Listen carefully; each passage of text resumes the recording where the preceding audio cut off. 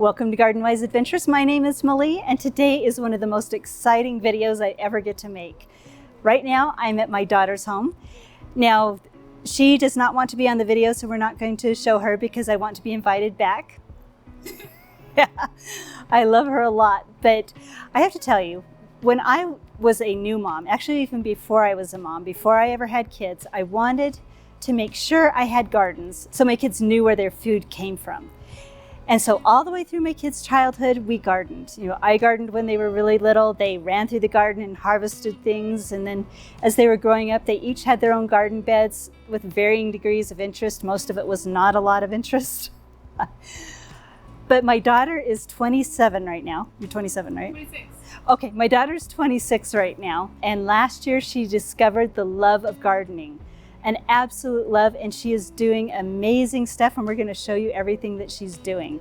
And one of the main purposes of this video is to show you what you can do in a very small space. My daughter is growing a lot of great food, and she's eating it and enjoying it and loving it. So let's show you what she's growing and how she's growing it. Now, having a daughter that loves gardening makes gift giving a lot more fun now. Because now I can gift garden stuff and not have her look at me like I don't like her. Instead, she looks at me like she's joyful. And look what she's growing. This is a green stalk. We gifted her a couple of different green stalks. And this is what she's been growing in them. And she loves. She's discovered the love of growing flowers because the bees and the native pollinators love them. Now, like this guy right here. Look how cute he is. Now, I harvest my chamomile, and my daughter says she doesn't harvest hers because she wants to leave it for the bees. In this green stalk, she's got chamomile, she's got some gorgeous marigolds, squash. I thought I saw a cucumber on this other side. No, that's melon. Oh, and then she's got a melon. Look, there's a little melon forming. There was a lot more basil, but I cut that back as it died. Well, it went to flower. Yeah, so she said that there was a lot of basil. I can see right here that there was probably basil in this one. She's got some stuff starting, some seeds starting. She's got some carrots in here. I think those are carrots. But there's so much stuff growing in such a small space. And look at this one. She's got calendulas on the top. And then what are these? That is lanceolate coreopsis. Oh, and then she's got coreopsis and phlox. And more basil, alyssum, and then look at these sweet little Johnny jump ups. The wonder peppers are on the top as well. I cut them back a little bit. Aha. Because they were producing, and then they started growing again. Aha. Did you harvest anything off of them? Yes, I got a lot of peppers off of them. And once I harvested the peppers, it started blooming again. Aha. So in case you didn't hear that, my daughter said that these peppers actually produced a ton of peppers, so she cut them back, and now they're starting to grow back again. And we're seeing the start of more peppers. This is exciting. So there's a lot of different things you can grow in a green stalk. So this is how my daughter started with her growing. She started in green stalks. Then she moved to pots. Let's show you the pots. She has grown so much stuff in pots, and we're going to go indoors and show you what she's growing inside, and you'll be astounded at what she's been able to accomplish inside. But look at these strawberries. Look at all the strawberries that are starting to come on here. There's one that is ripe. She gave me permission to pick. Look at that. May I eat it? Yeah. They are so good. Thank you. So she's able to go strawberries and basil. And now comes the beauty. This is a Vijayga garden bed that I gave my daughter one Christmas. And look at the amount of produce she's been able to grow in here. She's got a topaz melon. We've done a video on topaz melons that she's been able to produce a melon. She's got another one in the back. We'll show you the back in just a minute. She's grown some zucchini. Now this one has been a little bitter for her. We're going to give her better varieties next year. I'm not sure exactly why it's bitter, but she's got another zucchini coming there. So she said last year it was fine. This year it's been a really, really hot year, so maybe it's just getting a little too hot. She's got what was supposed to be beefsteak tomatoes, but just like Peppergate, there's a Tomato Gate, I think, and these are definitely not beefsteak tomatoes. But she's getting a lot of tomatoes, and they're tasty. Don't know what variety they are. She's been getting cucumbers and squash. Look, she's got one growing here, a yellow squash.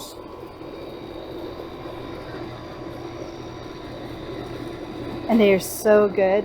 She's been growing a China Jade cucumber and a bush cucumber, which is finding all over the place. She says she's harvested a lot of cucumbers off of those. And this giant, giant marigold. Look how pretty that is. She actually cut it down because it was so tall. And now it's producing more. That's a lot of food in a small space. Let's go into the back and show you on her trellis.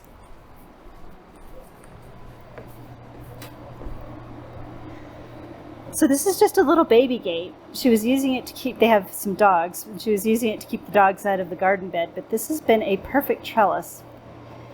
We saw over here another couple of melons that are forming. One down in there and this one right here, so she might get more melons off of this. But this is a lot of production out of a little tiny space.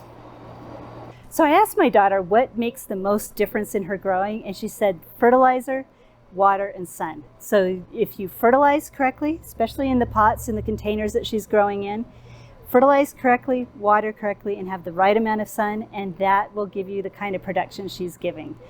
So I'm really, really excited that she's doing this, but let's go show you what she's been doing indoors, because that is actually where she started gardening.